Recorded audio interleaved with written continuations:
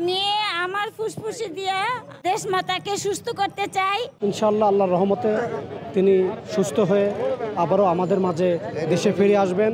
বেশ কয়েকদিন ধরে রাজধানীর এফআর কেয়ারে চিকিৎসাধীন আছেন বিএনপি চেয়ারপারসন বেগম খালেদা জিয়া, কিন্তু শারীরিক অবস্থার কোনো পরিবর্তন না হওয়ায় তাকে উন্নত চিকিৎসার জন্য লন্ডনে নেওয়ার সিদ্ধান্ত নেওয়া হয়েছে।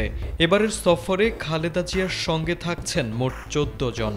দলের মহাসচিব মির্জা ফখরুল ইসলাম আলমগীরের পাঠানো এক প্রেস বিজ্ঞপ্তিতে জানানো হয়, সফর সঙ্গীদের তালিকায় এবারও রয়েছেন খালেদা জিয়ার দীর্ঘদিনের গৃহপরিচারিকা ফাতেমা বেগম এবং রূপা শিকদার।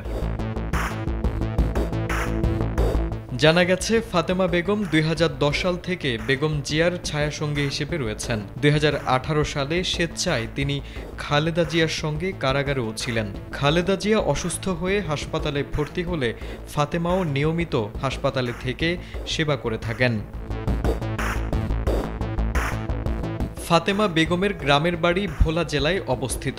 2013 সালের 29 ডিসেম্বর তত্ত্বাবধায়ক সরকার ব্যবস্থা বাতিলের প্রতিবাদে আন্দোলনের সময় গুলশান কার্যালয়ের সামনে খালেদা জিয়াকে আটকে দিলে পতাকা হাতে ফাতেমাকে নেত্রীর পাশে দাঁড়িয়ে থাকতে দেখা যায়। চলতি বছরের 7 জানুয়ারিতেও চিকিৎসার জন্য লন্ডনে গিয়েছিলেন বেগম খালেদা জিয়া। তখনকার মতো এবারও তার নিকটতম সঙ্গীদের একজন ফাতেমা বেগম থাকছেন এই সফরে।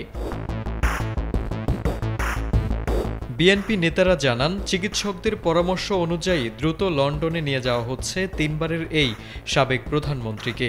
খালেদা জিয়ার ব্যক্তিগত চিকিৎসক ডাক্তার AZM জাহিদ হোসেন জানিয়েছেন, আজ মধ্যরাতের পর অথবা আগামীকাল সকালের মধ্যে বেগম জিয়াকে লন্ডনে নিয়ে যাওয়া হবে। এবারে খালেদা জিয়ার সঙ্গে যাবেন মোট 14 জন সফর সঙ্গী। তারেক আজিজ, ATN বাংলা।